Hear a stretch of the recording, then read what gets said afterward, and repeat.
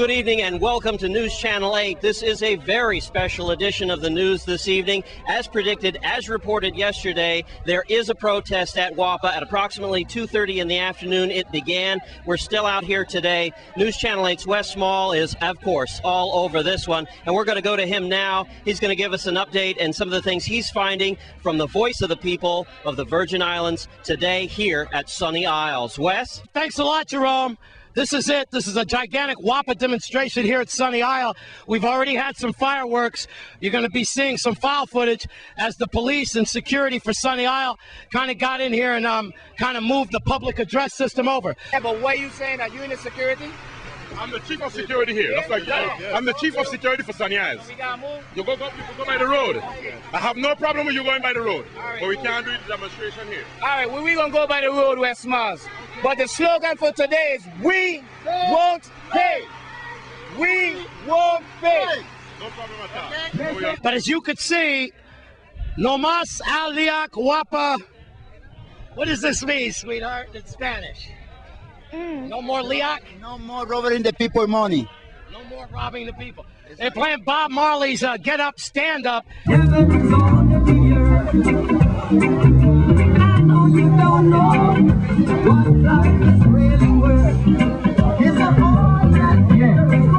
But I have this gentleman here.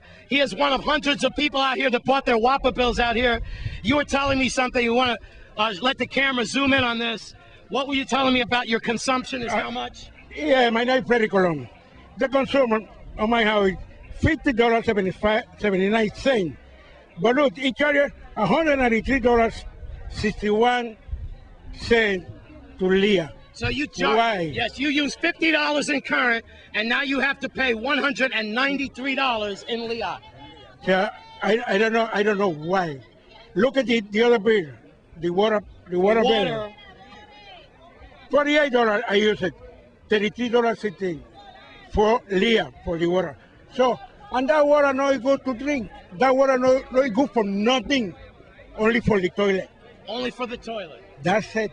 All right, well, WAPA, no more LEAC. You see the signs, we won't pay, and the chanting. Meanwhile, Senator Chucky Hansen is here. As you see, she's kind of, I don't know, cheering her supporters on. But it's not just Chucky. It's a lot of people involved here today. People come from all walks of life complaining about their LEAC bill. No more Leah! No more Leah! No more Leah! No more Leah! So, Jerome, we're going to go back to you. As you can see, we're doing our show here today in Sunny Isle. Enough is enough! Enough is enough! Thanks, Wes. We're going to come back to you, of course, later on in the program as things are beginning to come to a head right here at WAPA, and you can hear from behind me the battle cry continues to be today Bob Marley's Get Up, Stand Up, and Stand Up for Your Rights. And that leads us to our next story tonight at the Board of Elections, where things are coming to a head just inside these doors as well. And News Channel 8's Wes Small was covering the press conference earlier today about election concerns. Thank you very much, Jerome. Again, we are here at the Board of Elections, Sunny Isle on St. Croix, just to keep you up to date. A very hot and contentious meeting yesterday with two measures. One, drug testing by the board, that was shot down. And another one, they called for a change of supervisor. They had that election yesterday. John Abramson remains supervisor for another 8 years here at the elections. Today, Rupert Ross, chairman of the Board of Elections, and John Abramson, along with Dotson James, they all cleared up some things at this press conference. Right now, let's go to that press conference, and then I'll come back and I'll give you a little bit more. Since 2005, the legislative initiatives prior to the MOVE Act have all been transmitted to the legislature in the election reform packages that have been sent by the joint board. Up until 2009, we have also sent the legislative amendments that were recommended by the Department of Defense, which included the information for the MOVE Act. I am in no position to answer why the legislature has not acted upon it, but I will say this, that is not for lack of trying. We have attempted as an organizational entity to continue to keep them updated and educated, and they have been continuously forward. Adverse to any member's personal consideration, they have been considerably informed that we need to address this issue. Now, one of the major concerns was the police presence yesterday, about perhaps 6, 7, 8 police officers around the area. Exactly who paid for that? That is a question that this reporter from Channel 8 raised. And let's go to the response from the board and find out.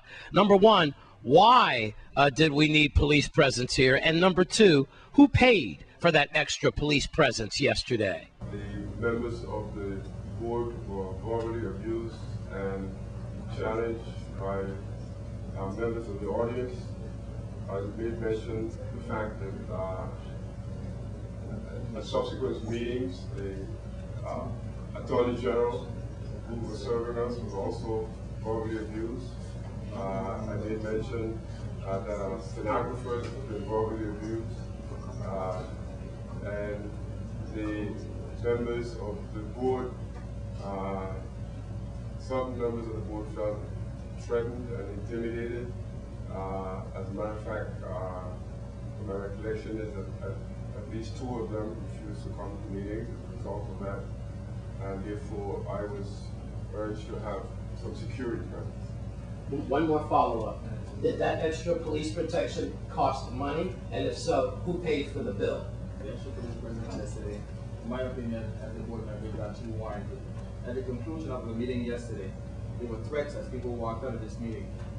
The threats were of the need to put guns in the mouths of boards of election members. That's one. Secondly, and that the members are soon going to be found on the sides of the road. Those kind of threats are not supposed to be taken lightly. And I'm saying this because I'm not going to take them lightly at all. So that means that as board members now, we are supposed to drive on our public roads, looking over our shoulders and making sure that nobody's following us. Those kind of statements are not supposed to be taken lightly. And if there's a need for police presence here, there's a need for me to make any police reports with regards to what's being said, I'm going to do it. And these are the kind of messages that we are sending to the children of this community, that it's okay to come in public meetings and make those kind of threats to adults, that adults are making those kind of threats to elected officials. I don't think so. Well, there you have it.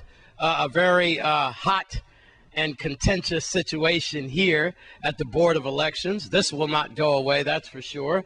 It's like one big fat reality show. Again, the Rodney King slogan comes to play. You got it.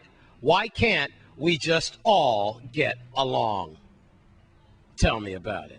Here at the Board of Elections in Sunny Isle, I'm Wes Small for News Channel 8. Thanks, Wes, for that story. And, of course, we are still covering the WAPA protests here today happening at Sunny Isle grounds. When we come back from this break, we're going to take a look at your Caribbean report, plus sports, plus more, and we'll be right here at the WAPA protest. We don't want to miss this, and neither do you. Stay with us on Channel 8.